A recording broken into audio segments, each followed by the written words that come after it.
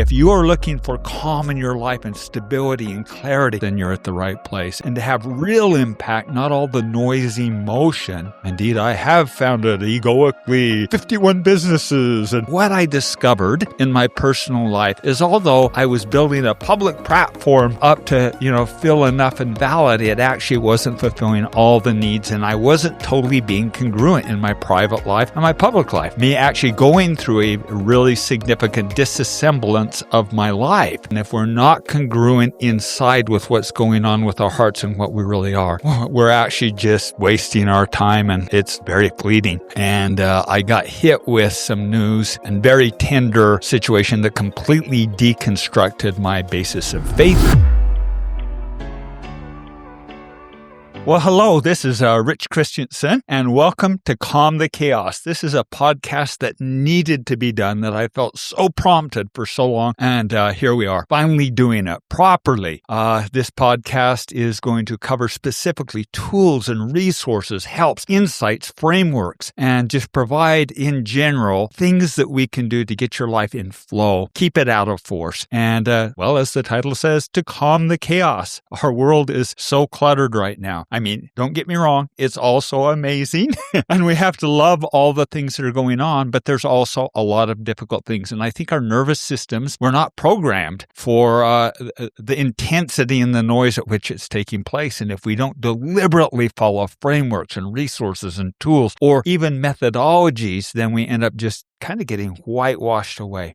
Many of you, or most of you, will know me as one of the founders of the Lean Startup movement. Indeed, I have founded egoically 51 businesses and 19 failures and 17. All of that stuff I did. And I am the author of the Zigzag Principle. I helped found the Lean Startup movement, and I'm really proud of that. But that was an earlier phase when I was that go, go, go hard guy. And what I discovered in my personal life is although I was building a public platform up to fill enough and validate, it actually wasn't fulfilling all the needs, and I wasn't totally being congruent in my private life and my public life. And it actually required me actually going through a really significant disassemblance of my life to then rebuild a platform of stability. The one thing I've always really been blessed with, and maybe I have a couple of really big gifts that we're going to expose on here and go towards. The first is being able to see about 5 or 6 steps ahead and behind the corner. And the insights there has always been something from a child I was gifted with, maybe partly because my father was blind and I got to have to see for him at a very young age. But the second, maybe the significant here, is providing frameworks or structures that we can implement in our life so we don't all have to go wandering through the wilderness and carve out of the weeds and just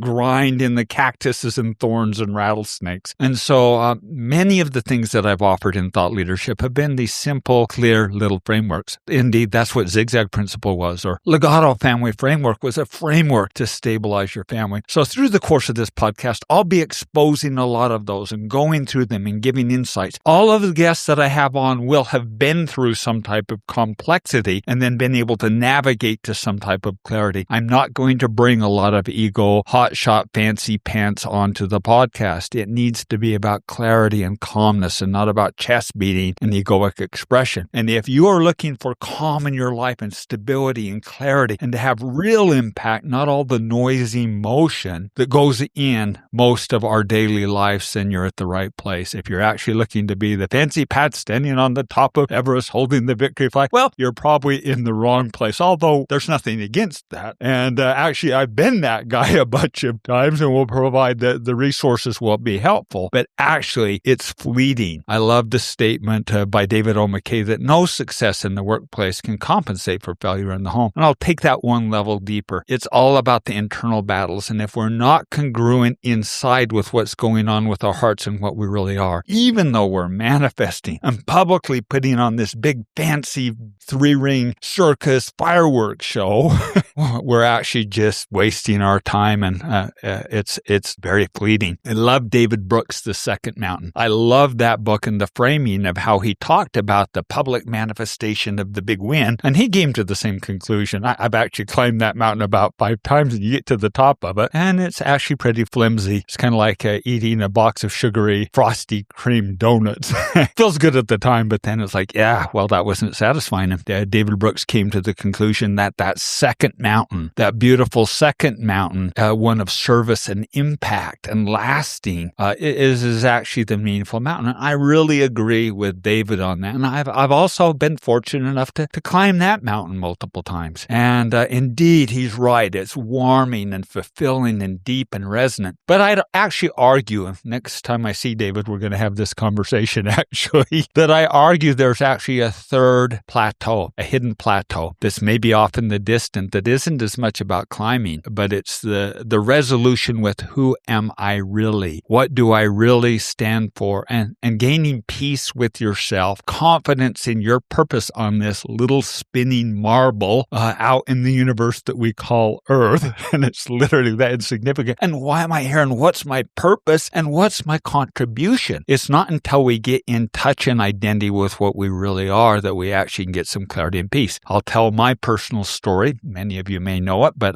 very vulnerably, I'm going to open up about that here in just a little minute. I love the quote by Oliver Wendell Holmes. I always get this slightly wrong, so just apologize. But for this side of simplicity, I would not give a fig. But for simplicity on the other side of complexity, for that, I would give my life. And indeed, I've found that personally to be true. I've lived an amazing life, such a blessed life. Oh my gosh, rich, big, around the world. I've zipped all over the place. I was counting a couple of weeks ago. Gosh, I think I've been to Japan like over 60 times. I mean, I've climbed to the highest mountains and lived this big, vibrant life. And it's been amazing. But once again, it's all sugarcoating if I don't get the internal battle of the recesses of what's going on inside of my heart. And I think that's what we really need to focus on. Through the course of the podcast, I'll be going through a lot of my tools and resources, such as the Values Blueprint. I just released that. This is the primary content that executives and families and leadership have come to me for my private 2-day intensives and coachings. And I provided that, and I'd like to go in that more detail and pull that apart, the intricacies of how we pull and we can actually, when we get stable in our values and understand that lecture rather than just a bunch of words. So I'll be going through that in detail. We'll go through the crossing the chaos chasm when we find ourselves chasing around the merry-go-round and stirring and get all tangled up, how we can unstick ourselves. We'll go through the Legato family framework. Oh my gosh, I've loved this one. This is the framework that I actually raised my family. I think maybe we should dedicate a podcast specifically to that, where we go through that in detail. And many of you may know that framework, how to deeply, richly stabilize our family in the absence of cultural refinement. We have to provide our own framework, namely values, the trash can values, and then anything that endures requires symbols, tradition, doctrines, rites of passage. So the whole purpose of this podcast is just going to be expose resources, insights of how we get to that clarity and that peace. One of the key aspects I've been using a lot in my personal life is this breath work recently. I found no quicker way to actually level up. I was so proud of my son actually is before we came on the podcast. He says, Dad, I need to get you in the right flow state. And here, sit down. We're going to do Calm the Chaos. And so here we are eating our own cooking, living our own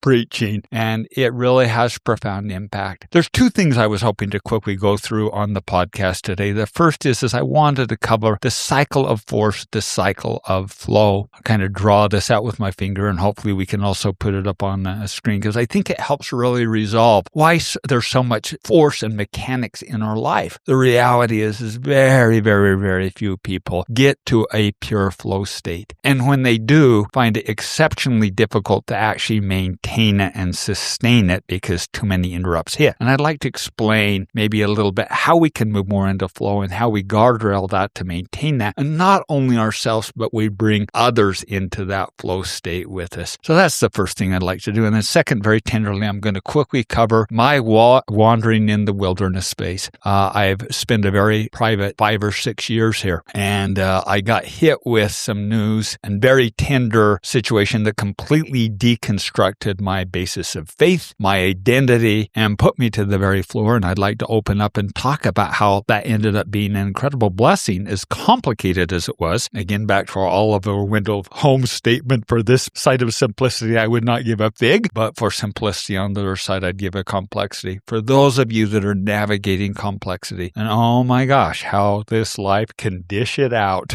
And I understand very tenderly. It's part of the human experience, but I have to tell you, if you don't sit in and experience and bask in those learnings of the low, if you rush through it too quickly and don't give time. Now, we don't want to roast marshmallows there. We don't want to build a campfire and roast marshmallows over the misery, but I think the learning and growth often happens on the down cycles. Then we really don't appreciate the really high moments, the big moments. So I'm going to share a little bit of that while wandering the wilderness and open up just a little bit about that, although that's been covered pretty well. And I wrote about it pretty extensively in Blindsided, very vulnerable, maybe the most difficult writing I've done. So let's jump right into the cycle of flow if we could really quickly, and the cycle of force. I'd like to start with the cycle of force. And it really both of these cycles resolves around four components of our life. First of all, our personal life, what's happening individually. Second of all, what's happening in our family or our trust relationships or our tribe, our really tight-knit community. And then third of all, the one we all love to manifest and say, my values are in alignment. And it's actually our public facing, whether it's a job, a work, identity in a group or a club or philanthropic efforts. It's how we show up externally and put a happy smile on our face. From my experience, most of us do that pretty good. And then the last one is the wealth. So I'm going to just draw this horizontally because that's how most of us open. If your life choppier, it's like you have to just put tons of energy to live. And then as quickly as you get it there, it all comes tumbling down. You're probably in a cycle of force. And indeed, I think particularly in Western cultures, most of us live very force-filled lives. And the environment and the gravity of the situations around us almost mandate, and it pulls so heavily that it really does resolve back down. I'd like to pick the force model up on the link of our public life, or let's say that we're an entrepreneur building. What this typically looks like is, I'm going to really sacrifice. I'm going to make a whole bunch of money. I'm really going to give effort to get this win. And to that extent, I'm going to even sacrifice the people around me. I'm not going to sleep. I'm not going to take care of my health. I'm just going to run hot. And so up there, you do that, you build, it takes so much effort. And then it reaches this balance where, I had success, or, I built my business, or, my kids are kind of finally potty trained and stable now. And it reaches a balance point in there. And then it hits a crossover. That apex center in the center of this infinity symbol is very important. Crosses over to actually we start having some pretty good success and public visibility, or our kids start doing really good, or in the case of an entrepreneur, your business is really zipping along. You're making profit and wealth now, and you're able to invest it. But here's the problem. If you do not maintain that, it very oftentimes slips down. I work with a lot of the wealthy legacy families throughout the world. And you know that only the first generation maintains, but by the second generation, 70 to 75% of the wealth is lost. And by the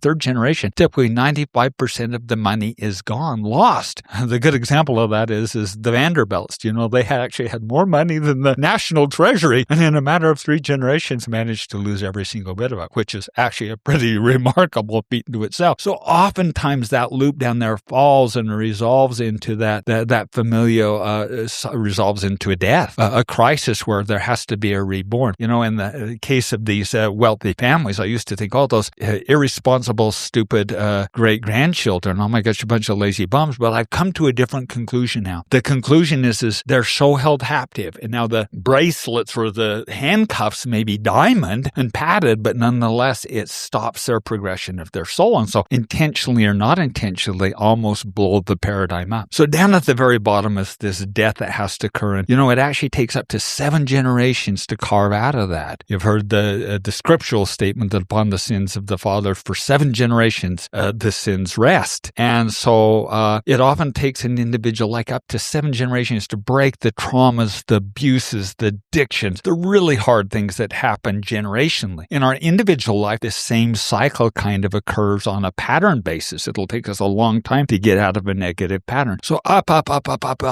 you climb, only oftentimes to fall down. In our family situation, my mother, we honor and revere her because she broke this cycle and then I helped stabilize it. So up you carve on an individual level till you get back into that balance kind of area again where, okay, now I'm actually capable to actually have a family or sustain. And then at that point, you have a family, things get really healthy, then the family thrives, and then, quick down and then carve up generationally. And the same thing in personal life. You work so hard to get the success and then get there, and then whoop, business fails, or whoop, the glory fades, or whatever else. And there's this cycle, hard climb up, quick fall down. I do not like that model. I do not like living in force. I prefer to tip that infinity symbol over and live a balanced flow. My individual life in balance with my family life, in balance with my public persona and in public, and then my wealth. Wealth meaning not money. Wealth is not money. Some of the most unwealthy people that I know are the billionaire families. Wealth means we are well emotionally, mentally, spiritually, and physically well. And yeah, financial, but it's actually the ancillary part. Some of the most wealthy individuals that I know don't have an extreme amount of money. They have sufficient, but it's not extreme. So we got to reframe how we use wealth. So that balance of flow, of being able to operate and maintain somewhat of a flow state. Now, I don't want it to be a straight line. I think everyone says, oh, that sounds great, Rich. Let's just be a happy straight. You know what? That doesn't give soul expansion. We're down here on this spinning little rock of earth. Why are we down here? We're down here to actually grow our souls, to gain expansion. So it requires the up and the down, and even the low moments and the high moments. We just don't want to fall off a cliff.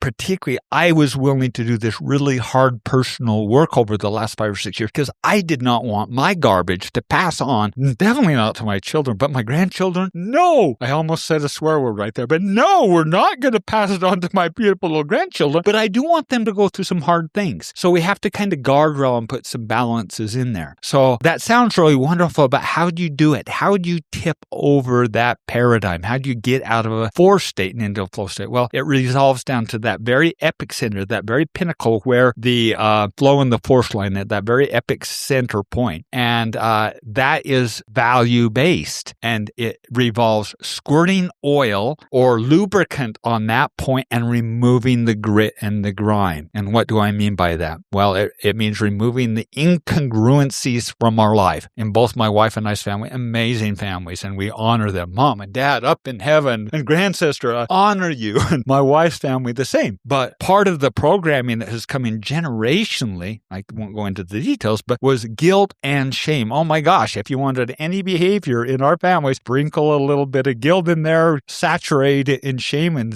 throw some scarcity in the middle of it, and you get the outcome behavior. Well, we determined we are not going to pass that on. That's a conversation for another day, maybe in the legato statement, the legato segment that we do. But we extracted that guilt and that shame and removed that grit and grime. And then we lubricated the values. And here's the epic center of all of this. You have to have value congruency or you cannot live a life of flow. It's that simple. I mean, if internally you're having a battle and conflict and living very incongruent from a set of values, but on the stage and publicly in your business life, you're espousing, oh, this is the amazing way I live. It's incongruent. You have to have your personal values congruent and aligned. They don't have to be exactly the same, but they need to be congruent with your family or your tribal values. And here's the kicker. Most people couldn't honestly name their private values. I mean, a lot of people say, yes, I have it, but most of the time they're just platitudes and they're actually just a recast of the public persona that they're putting, or a sports team, or a university, or some other institution. So we've got to learn to know who we really are. We're each these unique, amazing, miraculous souls with different frequency inputs, and we need to be able to be really clear on who and what we are, then bring that same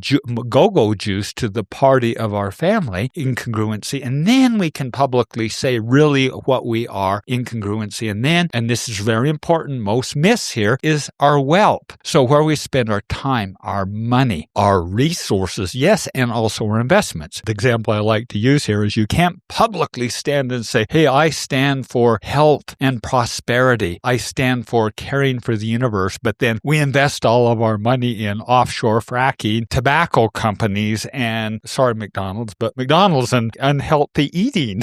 You see how the two are just completely incongruent, and how do you expect the energy to maintain a flow state when we live so incongruently. And the reality is most of us live incongruently. Most of us do. And it doesn't mean that even once you get the flow state, you don't have to keep working on that. It's kind of like after my grandchildren come to visit, it's a continual tidy up process.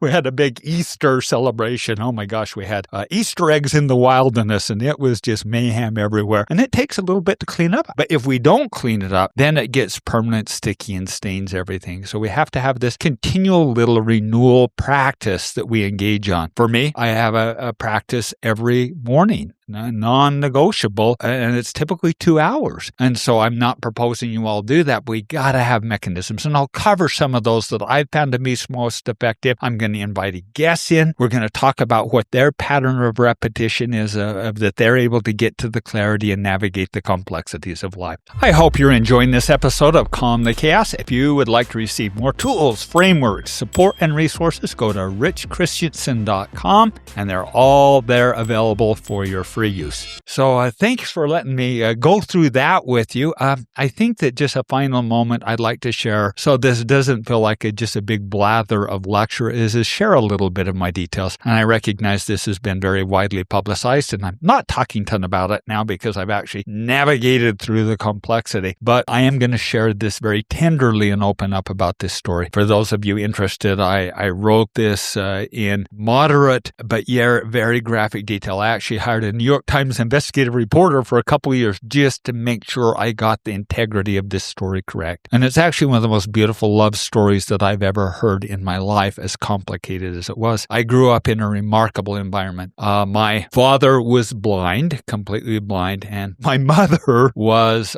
15 years his junior. She was a beauty queen. It came out of a really kind of a difficult family environment where she navigated through a lot of it, the addictions and the alcohol challenges that went back generationally, and some real traumatic situations, and made the decision, I am going to marry a good man, and I am going to stabilize, and I'm not repeating this. And for that, Mom, we honor you to no end. So my father grew up in the Great Depression. His father and mother, amazing Maud and Hans, were homesteading, and both highly educated, and right in the middle of the Great Depression as they're homesteading, no running water, no indoor plumbing, they saw a growth or a white spot on my father's eye and realized that he took him to the doctor, realized he had retinoblastoma, had to remove one of his eyes. And then a year later, a second came. They had to make the absolutely impossible decision. Do we remove this eye, bringing this little boy blind into the world, and keeping in mind that it was maybe still only a 1 in 30 shot of him even living, likely still would die? Or do we let him retain that eye and then he will see, but by the age of maybe 8 or 9, then he will die of cancer? There was incredible tension between my grandmother and grandfather. End of the day, my grandfather won, and they did remove his eye, bringing this miraculous little boy with no prospects into a world completely blind. Now, keeping in mind, it's not today's world that we live in where there's all these handicap services and resources for the blind. As a matter of fact, Braille had just barely been invented. But at that point, the only option for a little blind boy was either to become one, and there was actually schools on it, professional begging, or to work in the household industry making brooms or something. But obviously that was not the outcome here, because my father, my remarkable, amazing father, had an eidetic memory, which means he could hear a number or hear something and 30 years later recount it verbatim. So he didn't only survive, but he thrived, and he got in at the school of the blind. They said he's doing so well, send him back to high school. And what they realized is he was actually fairly contingent and contentious and had just a still-trap mind. So it was determined that he would become an attorney. And indeed he did. He became an attorney with the highest prosecution rate in the state. As a matter of fact, the longest elected public official. And it's so fun to talk to the judges and other attorneys because they all were terrified of my dad, because he could recite, this would be before AI and Google, he could recite case law that judges had never even heard of. So he just took clock and took names. I mean, literally decimated. And that was my father. My mother married him 15 years his junior. And 2 years later, along I came. And my life was amazing, incredible, but very complicated and very different. When most little kids were running around, they tied bells on my shoes so my father could find me. When Dad needed to go up and give a talk or say a prayer in church, I would take his arm even at 5 or 6 and guide and steer my dad through and navigate up to the podium, which allowed me to be incredibly aware and insightful. What would be just normal, an object left on the floor could be Dad actually tripping over it and cutting himself open. So hyper-vigilant aware. And what an incredible honor to be the oldest child of John and Laurel Christiansen. Had 3 younger brothers, incredibly close, particularly to my second brother, Brett. We're so identical. And oh my gosh, if you threw a golf ball in front of us, we went freaking crazy. Only thing better was finding the golf balls in the bushes. Whereas my third brother, he just liked to run. And youngest brother was a gorgeous, handsome man, and but very different temperament and personality than the rest of us. Well, life went on, and my entire identity, to be honest with you, was built on being the oldest son of John and Laurel Christiansen, the two most honorable, amazing individuals. Tons of love, but also super high expectations. That being said, inside I just kind of turbulently a little bit knew that something wasn't quite right. And I just never could quite please Dad, no matter how hard I tried. It's like, oh my gosh, and no disrespect, but it's just like a little bit, I just can't measure up to this. And I was always mildly disappointed in me, no matter what I did. And I remember at one point going to my mom and says, something's off here, Mom. Am I adopted or something? It's like, something just doesn't right fit. It's just like, I just don't quite fit in. And she says, no, absolutely, you're my son. And years later, that would come back to haunt me. So left home, married the love of my life, and went through this amazing life. I lived this vibrant, big life, but in all honesty, my life was not in flow. We just went through this cycle of flow. And although publicly I was killing it, I founded businesses and best-selling author and running large companies and running around. I had the king's crown on and the scepter to prove it. But inside there was a really turbulent dialogue going on. And I spent a lot of time kind of honestly in self-hatred language and really pretty harsh on myself. And I was determined not to pass any of this to my sons. And heaven pray I didn't, because the remarkable, amazing men did everything I could to stabilize there. But my life was choppy. It was in flow. It wasn't in flow always. Had moments of it, but it wasn't, I just couldn't grasp it. It was always outside of purview and context. I went through a really complicated period in my early 40s where right in the middle of launching and leaving corporate job to start, I ruptured my Achilles tendon twice and had a really significant bout with depression at that point and had to navigate through some really complicated emotions that kind of brought it to head that I started kind of seeking and pulling out and attempting to actually get vibrancy and to work through some of the hidden details in my life. And it was incredibly insightful. But everything really came to a head and a precipice about, it would have been about 7 years ago or so now. I believe I was 53. And my youngest brother had a big party, a big celebration party. As a kid growing up, we'd always jokingly referred to him as the milkman's son. He was dark skinned, really handsome, dark hair, olive features, and just was personality dramatically different than myself and my other 3 brothers. And so zip around we would go, and he would be more analytic and thoughtful. So he had this big party with a group, maybe of 100 people, the friends all around him, and did a DNA reveal. He got it in front of them. Everybody voted where his ancestry was from. And of course, it was all going to be Danish. We're all Danish. As he opened it up, it revealed that 50% of his genetics were Jewish, and a rather rare form of Jewish ancestry. And so everyone gasped, and then we laughed and says, well, sure, that's what you paid for it, worth what you paid for it. But then a geneticist came up and says, no, you got to take this serious. So over the next couple of 3 months, we realized that this youngest brother was half brother. Then one by one, my brothers started getting their tests done, and indeed it revealed that we were half brothers. And the only one that wasn't was my brother just younger than myself, Brett. So this raised all sorts of questions. At this point, my father was 93 years old, and our mother had passed young from breast cancer, so she wasn't aware to approach about it. But first perception is, oh my gosh, Mom, she was such a noble and righteous woman and so strict religiously that we couldn't imagine her having a bunch of affairs. But that was the only conclusion to draw. So at that point, you go to your 93-year-old father and say, hey, Dad, Mom was getting some on the side. And finally, it couldn't have happened. There has to be more to this story. So my third brother, Vaughn, went and had a conversation, and my father responded, you caught us. It was going to be the first order of business in the life hereafter. And it's like, what the heck? And then he said, I'm only going to tell this story once, and we're talking once, and then we're never speaking it again. So we arranged to go up to my cabin. We all sat around, and Dad, weepingly, I'd only seen my dad cry once. It was the only time I've actually ever seen Dad break down emotionally cry. But he went on to share that as he and my mother had been engaged, it was discovered that the retinoblastoma was indeed genetic, and it would have been passed off. And maybe one of the biggest acts of sacrifice and love that I'm aware of is he made the determination not to pass it on. And even it broke Mom and Dad up for a period of time. But then it was discovered there was a new technology available, so they got back together. Dad self-sterilized. He was not going to pass on this genetic disorder. 50% of us would have had this. He determined not to do that. My mother and father got together, and then the new technology was donor conception. Turns out I was one of the very, very early first donor-conceived children that there was. And at this point, the word used to describe was nefarious.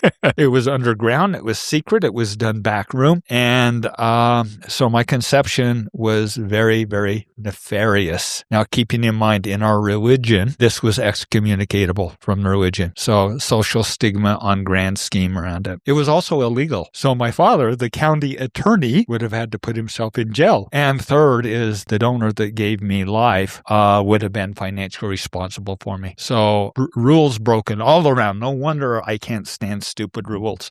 No wonder I break the paradigms and put the frameworks out. So as discovered this, needless to say, I'm not the son of John Christiansen biologically. It devastated me. It disassembled my world and earth. And then to know that from my religious background perspective, I never should have been conceived. That also disassembled my faith and caused me to really question, who am I? What am I? As we dug deeper into it. And you can't hide these things anymore, by the way. There is no hiding out there. You take a DNA test, all the stuff, and it's interesting. Right on the front page, warning, red. You may discover something here that we can't take back because it's something like 1 in 5 are unattributed peerages. So this grandma, great-great-great-grandpa, now everyone was there was some hanky-panky going on.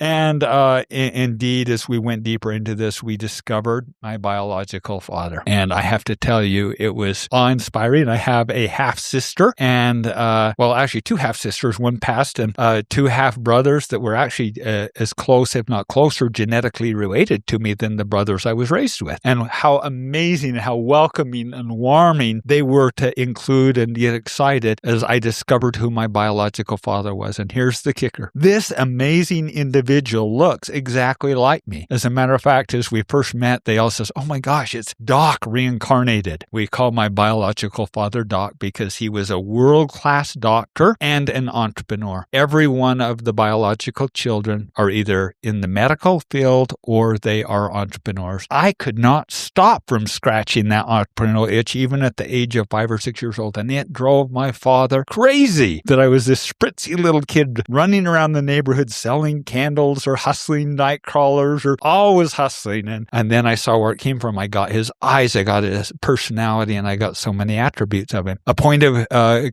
conflict and consternation is reconciling he was the first abortion doctor in the state of Utah. And I was able to receive life. And I have to tell you, at the end of the day, all these complications, and it was back to the Oliver Wendell's home statement. For this side of simplicity, I would not give a fig. For simplicity on the other side of a complexity, for that I would give my life. I had 2 choices as I discovered this. And my brothers and I all agreed that we would give each other latitude to process it as we saw fit. And indeed, each of my brothers did approach it differently. I only knew one way. I knew that this was going to consume me and tear tear me apart or I had to jump down its belly. So I jumped down the belly of the dragon, not knowing if I would come out the other side. I went down inside and I think I got half digested, but I managed to get hold of its liver and kidneys and pull it back out its throat. And the result was a complete redefinition period of my life where I was able to get clarity of who am I really without the purview and context and worrying about who anything was. The remarkable thing is it also healed the wounds with my father that raised me, and understand that not only is it miraculous what he did, but he was carrying wounds and doing the best that he could. I did personal work and I figured out truly who am I, what am I, and got to the point I could even laugh at sometimes of my silliness and the quirks and the attributes, and finally get a little bit of peace in that flow state. Get my personal life in balance and configured with my family life, with my public, and then also where I spent my time and money. And I have to tell you that it actually was transformative to the point that for the first time in my life, I found real clarity and real peace. I didn't have to chase it. I didn't have to hunt it. There was the clarity and the peace all along. And I guess that really does resolve while I'm doing Calm the Chaos. If I had had this level of flow and clarity, I wouldn't have had to done 51 businesses, first of all. My hit rate wouldn't have been create 3, one fails, one's mediocre, and one's a multi-million-dollar. None of that would have been there. I would have been able to just resolve and so much more simply be able to get to the public successes, but more importantly, get to the internal successes, for that's where most of the serious battleground in life occurs. And we all get to face it. The purpose of this mortal journey is to grow and expand our souls and to get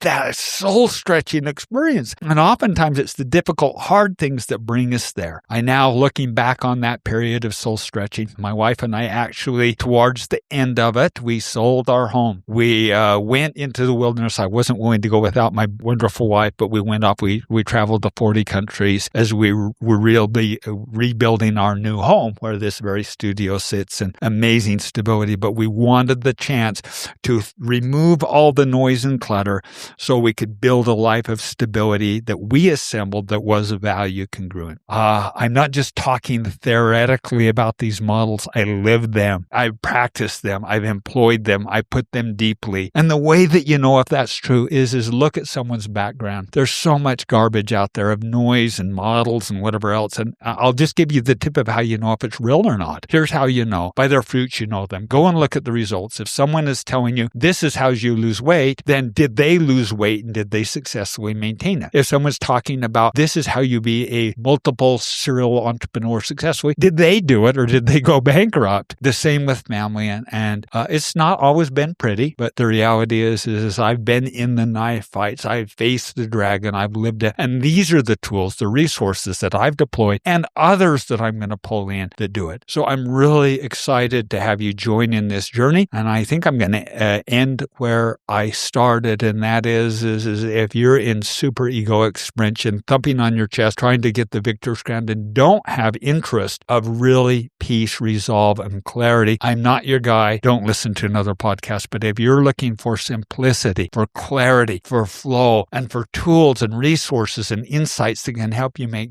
sense of this jumbled, noisy world that we live in, that you can get into flow states and maintain it, then you're going to get a lot of content here that really resolves and deeply lands with you. And each of us are on our own journey individually. You're accountable for your destiny. I'm accountable for my destiny. And I don't believe in gurus. Anytime someone puts themselves in front and says, I'm the conduit and the way and the source, that's garbage. We always got to go direct. We're all accountable for our own destinies. The best that I can do or anyone can do is provide a framework. I've crossed that path. I've been down that. And this is what I found exceptionally helpful. That is what we're going to do in this podcast. That's what we're going to do is provide tools, resources, frameworks, insights, understandings, and hopefully help you provide some clarity to the chaos in life. And that is the podcast, Calm the Chaos. So thank you so much for joining me. And we'll keep these coming back to you. Thank you. And I just send you a blessed day and joy in your life that we can live joyfully and happy and fully manifest. Have a wonderful day.